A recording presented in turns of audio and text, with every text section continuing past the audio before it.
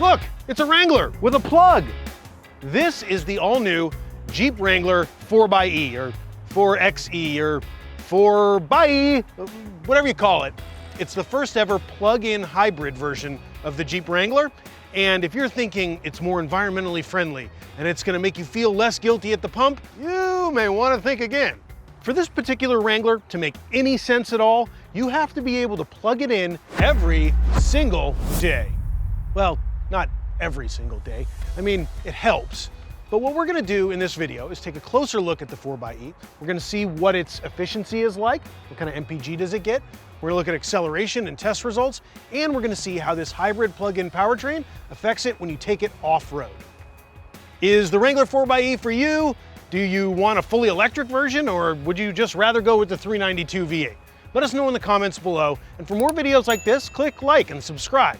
And to get a cash offer on your car today, go to edmunds.com/sellmycar. Pretty simple, right?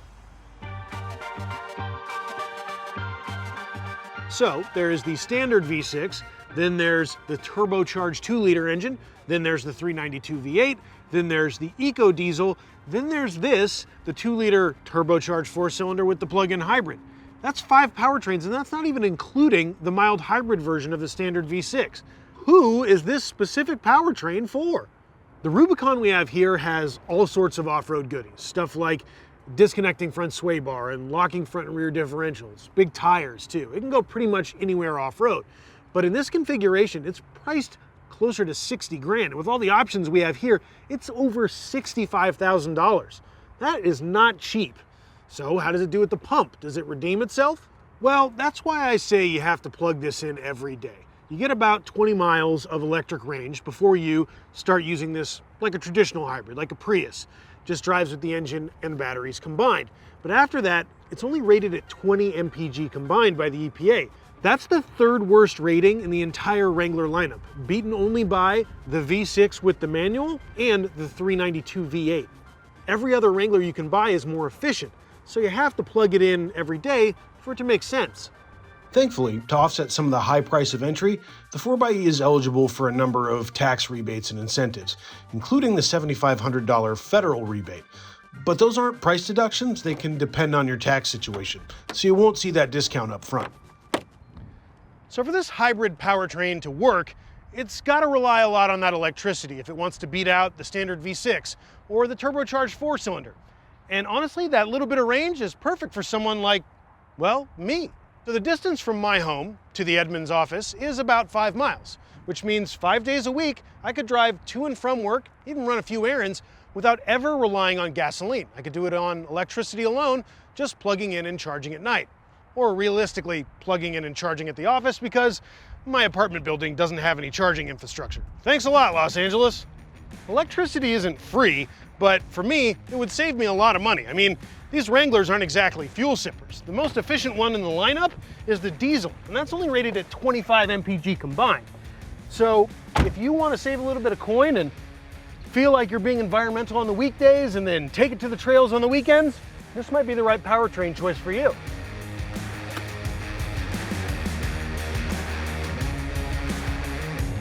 The 4xe has to be more than a convenience. It has to drive well too.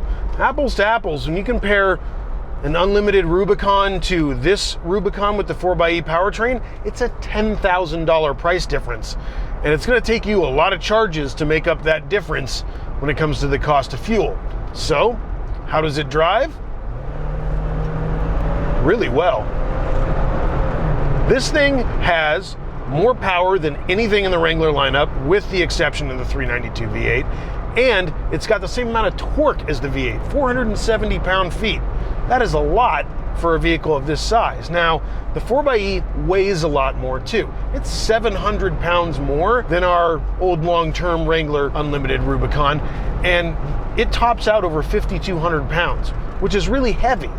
But it has the benefit of calming down the Wrangler's kind of wild steering that wanders on the freeway, and it gives it more stability, ironically, makes it feel better when handling around corners. There seems to be less body roll because those batteries are mounted low and in the floor, and that extra heft really helps the way this vehicle drives. Now, it's hard for me to tell if there's more or less road noise in this particular model, because we've got the optional convertible top, which is a $4,000 extra, by the way, helping get this one to $66,000, but it's pretty quiet.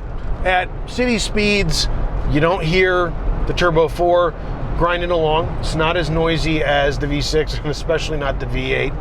And on the highway, really, you're not hearing the engine at all. What you're hearing is wind noise over the top, wind noise in the front. Those are kind of trademarks of the Wrangler, and they're compromises you're going to have to make. Up against much less expensive vehicles like the CR-V and the CX-5, you're trading comfort for capability in this case. Obviously, standard crossovers can't even dream of going places the Wrangler can, but when it comes to the pricing, those are going to be around 35, maybe 40 when they're topped out. This one goes into a whole different echelon, and that has a lot to do with how many available powertrain options you have and just how capable this vehicle is. It's definitely the most comfortable version of the Wrangler, I think, this 4xe, but that doesn't make it comfortable in the class. Sure, it's closer to crossovers, but it's still a Wrangler, which I kind of like.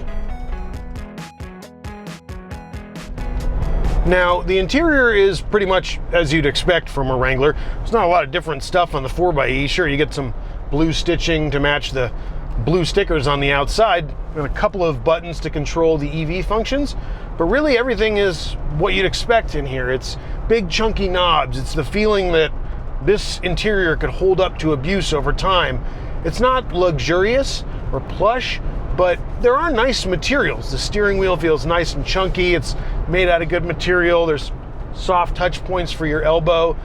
Static, the Wrangler is not an uncomfortable vehicle. It's just when you get it out on the highway and get it going a little bit that things get less comfortable than average. How it drives on the highway is all well and good, but really, this is a Wrangler, so you know what it's time to do. It's time to take it off-road.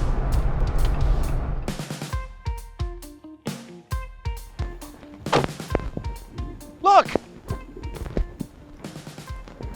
It's a place with dirt! Man, it's really windy today. Ah, the feeling of home for the Wrangler, right? It's a place with dirt and obstacles, and it's not just home for the Wrangler, but for me too. I like dirt. Look, whatever. The Wrangler likes it out here, and the question is, does the 4xe have the same capability as other Wranglers? In short, yeah, it does. Cigarette? Duh. Or if you just want to leave the campsite without waking anybody up, you can do that in EV mode too. Sleep tight, animals. I love you, animals. Can you put it in two-wheel drive mode and drift it? Hell yeah, you can.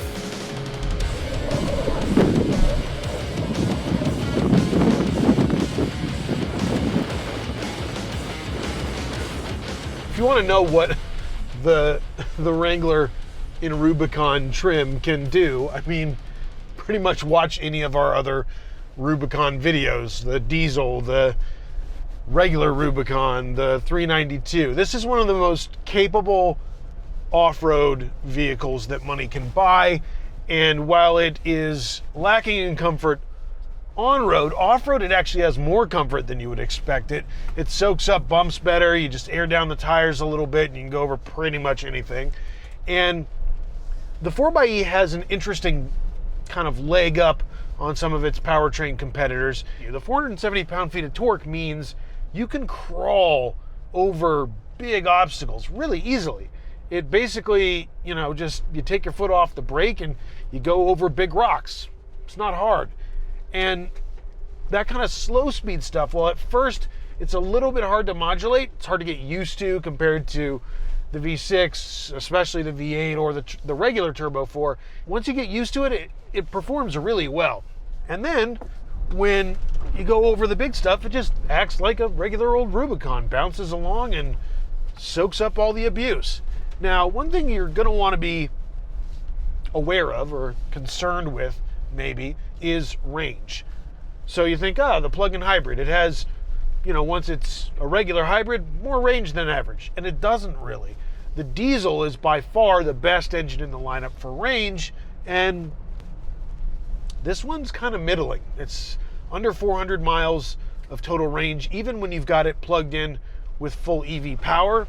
And honestly, I wouldn't pick the 4xe if I were doing big, long overlanding trips. The diesel is the one for that job. There's a small difference between the 4xe and the other Wrangler powertrains when it comes to departure angle, but a lot of that has to do with tires, how the 392's riding on bigger tires, and really the ground clearance, the approach angle, the breakover, they're all the same. And you're going to be having to go over crazy obstacles to even reach those limits of the approach and departure angle. And they still put the Rubicon stamp on this thing. I have full faith in the fact that this Jeep could traverse the Rubicon Trail. It's got no problems there. And off-road, it's a pleasure to drive.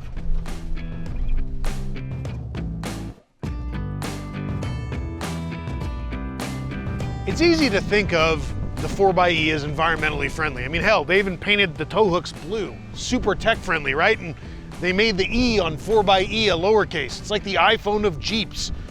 But the 4xe isn't really more efficient than the rest of the Wrangler lineup. Not when you're driving it on combined power and you haven't plugged it in. It has to meet at a very specific crossroads to be a successful Wrangler. It's gotta have enough range to get you to and from work. It's gotta have a ton of power to be a hoot to drive. And it meets at those crossroads. It is a hoot to drive.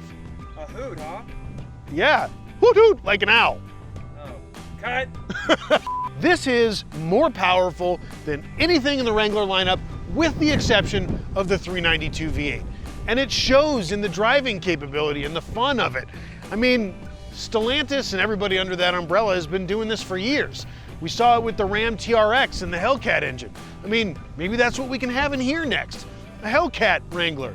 Or maybe we can do an all-EV Wrangler. Or, I don't know, put like a weird rotary engine in there. Or like a 3-cylinder. Maybe like a turbocharged and supercharged Jeep Wrangler.